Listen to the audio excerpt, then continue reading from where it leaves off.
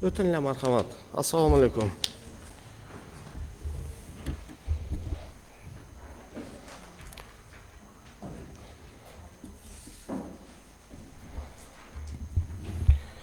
Assalomu alaykum yana bir bor hurmatli deputatlar.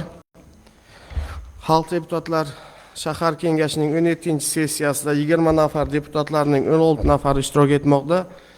4 nafar deputat uzr sabablarga ko'ra sessiya ishida qatnashmayapti. Xalq deputatlari shahar kengashining bugungi sessiyasida shahar hokimining o'rinbosarlari, demak huquqni muhofaza qiluvchi tashkilot rahbarlari, tegishli tashkilot va muassasalar rahbarlari, siyosiy partiyalar raislari hamda ommaviy axborot vositalari vakillari taklif etilgan. Taklif etilganlarning barchasi sessiya ishida qatnashmoqdalar. Hurmatli sessiya ishtirokchilari, sessiya o'z ishini boshlash vakolatiga ega. Sessiyani ochiq deb e'lon qilaman. Hurmatli deputatlar, O'zbekiston Respublikasi mahalliy davlat hokimiyati to'g'risidagi qonunning 17-moddasiga binoan sessiya kotibini saylashimiz kerak. Sessiya kotibligiga 3-Turon saylov okrugi deputati Jo'rayeva Orzugul Ahmadovna saylansin degan taklif kiritiladi. Boshqa takliflar bormi?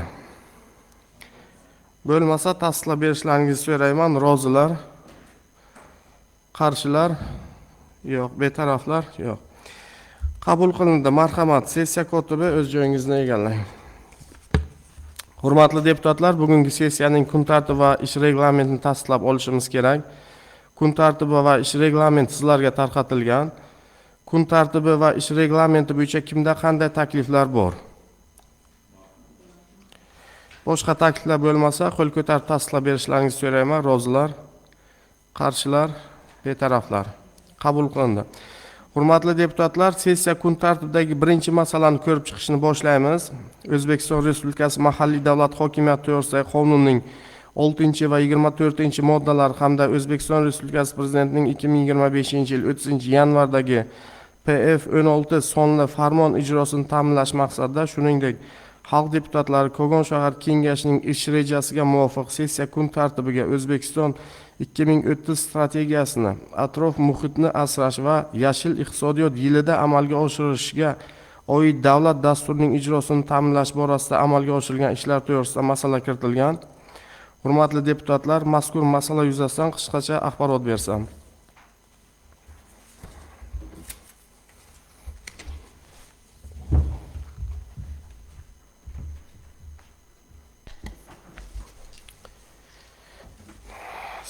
Hurmatli sessiya ishtirokchilari, xabaringiz bor. O'zbekiston 2030 strategiyasida belgilangan keng ko'lamli islohotlarni 2025-yilda samarali amalga oshirish, xalqimizning kundalik hayotida ijobiy o'zgarishlarga erishish bo'yicha tizimli harakatlarni izchil davom ettirish, yashil iqtisodiyot tamoyillariga asoslangan yuqori iqtisodiy o'sish sur'atlarini ta'minlash, ekologik holatni yaxshilash, suv va boshqa tabiiy resurslardan unumli foydalanish, standartlarni keng joriy qilish hamda xalq manfaatlariga yo'naltirilgan boshqaruv tizimini yanada takomillashtirish maqsadida O'zbekiston Respublikasi Prezidentining 2025-yil 30-yanvardagi PF16 sonli O'zbekiston 2030 strategiyasini atrof muhitni asrash va avaylash iqtisodiyot va yashil iqtisodiyot yilida amalga oshirishga oid davlat dasturi to'g'risidagi farmoni qabul qilindi. Ushbu farmonga asosan Kogon shahar hokimining 2025-yil 26-fevraldagi 90-2-208/25 sonli qarori asosida shahar dastur qabul qilinib, dastur 5 ta yo'nalish, 23 ta maqsad, 49 ta banddan iborat. E'tiborlisi, bu maqsadlarimizning har biri xalq xizmatidagi davlat tamoyili asosida xalqimizning bugungi hayotini yanada yaxshilash uchun yo'naltirilishi ko'zda tutilgan. Dasturning 2025-yil 3-chorak davomida 5 ta yo'nalishlar bo'yicha bir qator ishlar olib borildi. Jumladan, shahardagi barcha umumta'lim maktablarida 2025-26 o'quv yilidan boshlab yangi baholash tizimi joriy etildi. Shahardagi 3, 5, 7, 9 va 10 umumta'lim maktablarda 11 nafar uyda yakka tartibda o'qiydigan o'quvchilar mavjud bo'lib, ularga 43 nafar malakali o'qituvchilar tomonidan dars jadvallariga asoslangan holda o'quv mashg'ulotlari olib borilmoqda. Shuningdek, dasturda belgilangan 13 maqsad bo'yicha tibbiyot birlashmasi tomonidan profilaktik ko'riklar jadval tasdiqlangan bo'lib, Mazkur jadval asosida 18 dan 40 yoshgacha aholining 17.448 nafari tibbiy ko'rikdan o'tkazildi. 2025-yilning 9 oyi davomida 2585 nafar homilador ayollar skrining tekshiruvidan o'tkazildi. Ayollar daftariga kiritilgan tibbiy yordamga muhtoj 8 nafar ayollarga yuqori texnologik operatsiyalar amalga oshirish rejalashtirildi. 4 nafarda operatsiya o'tkazildi. Shahardagi markaziy poliklinikada onko-nazorat xonasi tashkil etilgan bo'lib, hisobot davrida ayollarni bachaton bo'yni saratoni 2401 ta va ko'krak bezi saratoni 1016 ta erta aniqlash bo'yicha maqsadli skriningdan o'tkazildi va davo muolajalari o'tkazildi. Aholi orasida to'g'ri ovqatlanish va sog'lom turmush tarzini shakllantirish bo'yicha targ'ibotni kuchaytirish maqsadida Kogon shahridagi Bunyodkor, Alisher Navoiy, Istiqlol, Arabxona, Bobur, Temir yo'lchi, Do'stlik, Mirzo Ulug'bek, Ziyokor, Mustaqillik, Maxtumquli, Abdulla Qodiriy, Beruniy, Buxoroy Sharif, Xo'jabargi, Zirabot, Turkiston mahalla fuqarolar yig'inlarida yoshi, tana tuzilishi, turmush tarzi va kasalliklarga moyilligidan kelib chiqib, kattalar va keksalar uchun to'g'ri ovqatlanish, zararli odatlar, tibbiy madaniyat hamda sog'lomlashish mashqlari va gigiyena qoidalari targ'ibot qilindi. Xonadonlarga borib sog'lom turmush tarzi asoslari har bir aholiga tushuntirildi va har bir xonadonda xonadon yig'ma jildi tashkil etildi.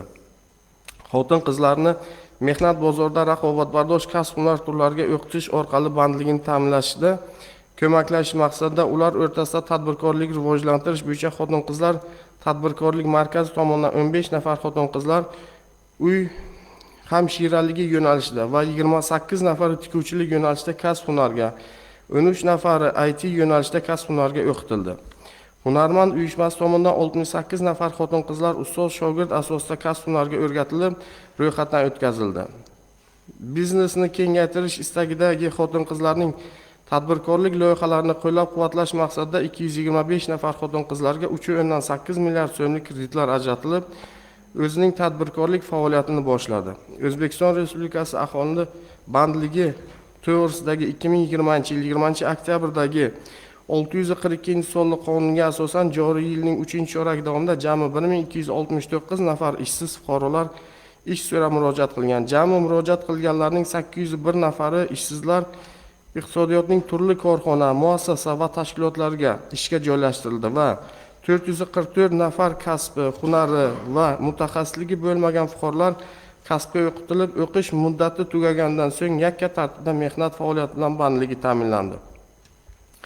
Joriy yil 1-yanvardan 1-sentyabrga qadar shaharda hokim o'rinbosarlari va mas'ul rahbarlar tomonidan yoshlar bilan o'tkazilgan 36 ta uchrashuvlar davomida 76 ta muammolar bildirilgan bo'lib, mazkur muammolarning barchasi hal etildi.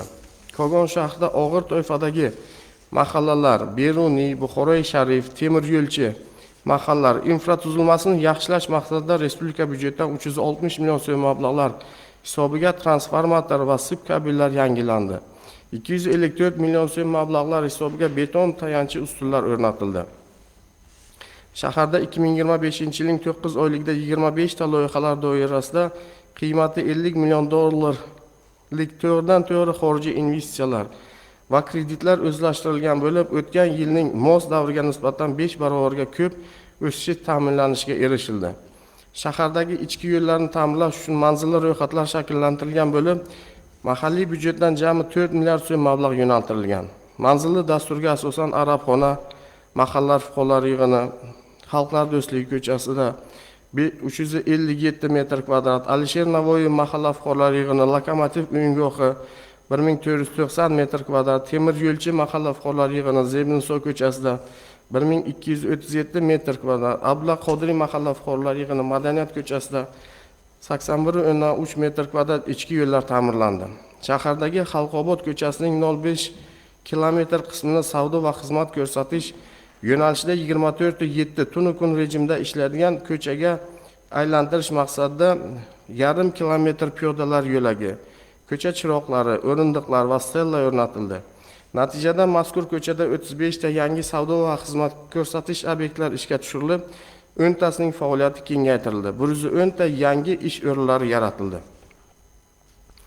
Do'stlik ko'chasining yarim kilometr qismida savdo va xizmat ko'rsatish yo'nalishida 24/7 tunu kun rejimida ishlaydigan ko'chaga aylantirish maqsadida 500 metr piyodalar yo'lagi, ko'cha chiroqlari, o'rindiqlar va stella o'rnatildi. Natijada mazkur ko'chada 22 ta yangi savdo va xizmat ko'rsatish obyektlari ishga tushirilib, 5 tasining faoliyati kengaytirilib, 70 ta yangi ish o'rinlari yaratildi.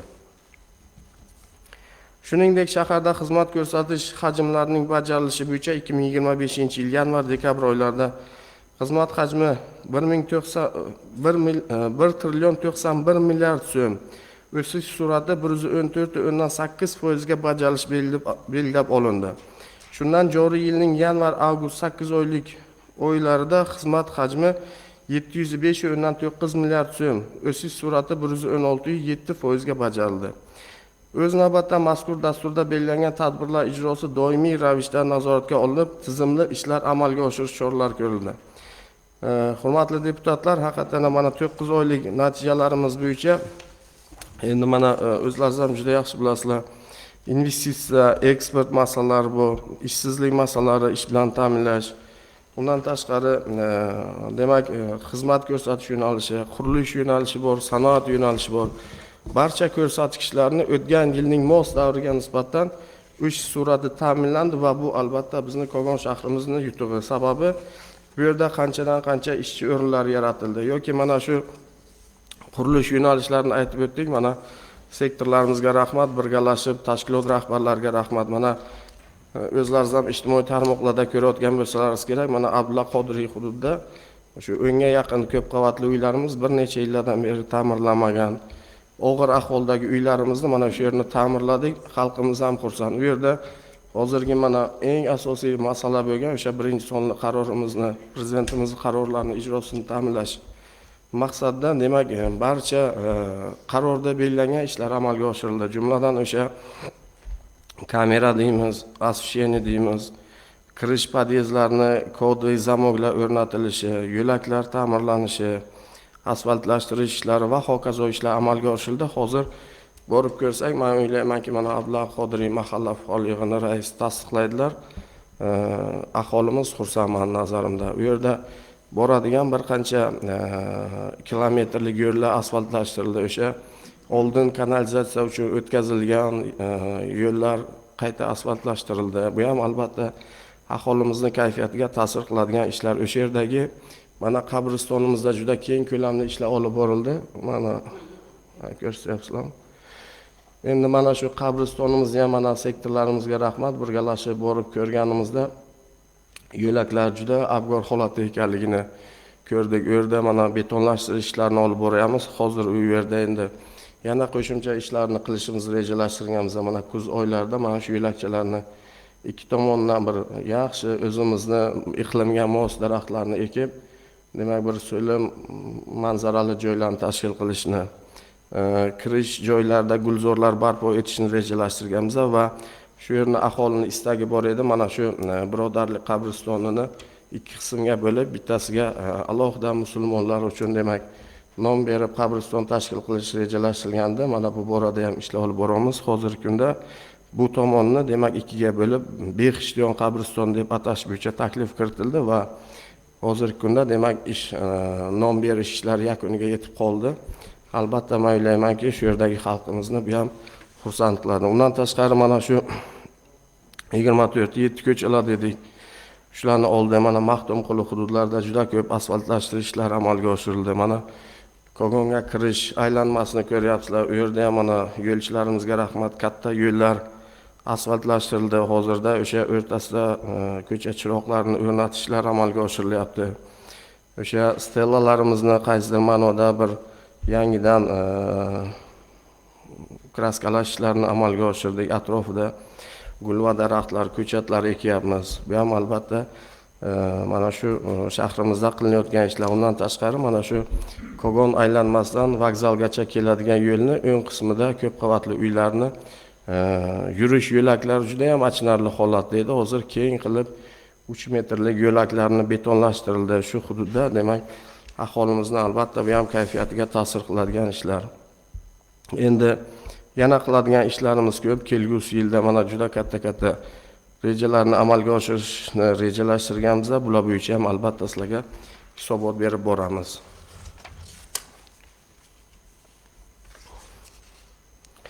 Ma'ruzam, hurmatli deputatlar, ma'ruzam tugadi. Savollar bormi?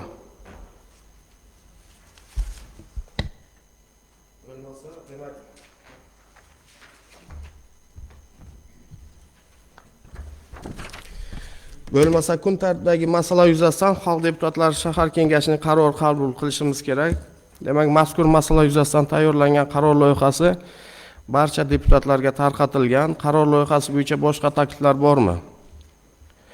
Bo'lmasa qaror loyihasi asos uchun qabul qilinsin va bildirilgan takliflarni inobatga olgan holda ma'qullansin degan deputatlarning qo'l ko'tarib tasdiqlab berishlarini so'raymiz. Rozilar, qarshilar, betaraflar. Qaror qabul qilindi. Hurmatli deputatlar, sessiya kun tartibidagi navbatdagi masalani ko'rib chiqishni boshlaymiz. O'zbekiston Respublikasi mahalliy davlat hokimiyati to'g'risidagi qonunning 6 va 24 moddalariga hamda prokuratura to'g'risidagi qonunning 5-moddasiga asosan, shuningdek Xalq deputatlari Kogon shahar kengashining ish rejasiga muvofiq sessiya kun tartibiga Kogon shahar prokurorining 2025-yil 1-yarmidagi faoliyat yuzasidan amalga oshirilgan ishlar to'g'risida axborot haqida masala kiritilgan. Hurmatli deputatlar, mazkur masala yuzasidan axborot berish uchun so'z shahar prokurori Ergashev Shohjahon Hakimovichga. Marhamat.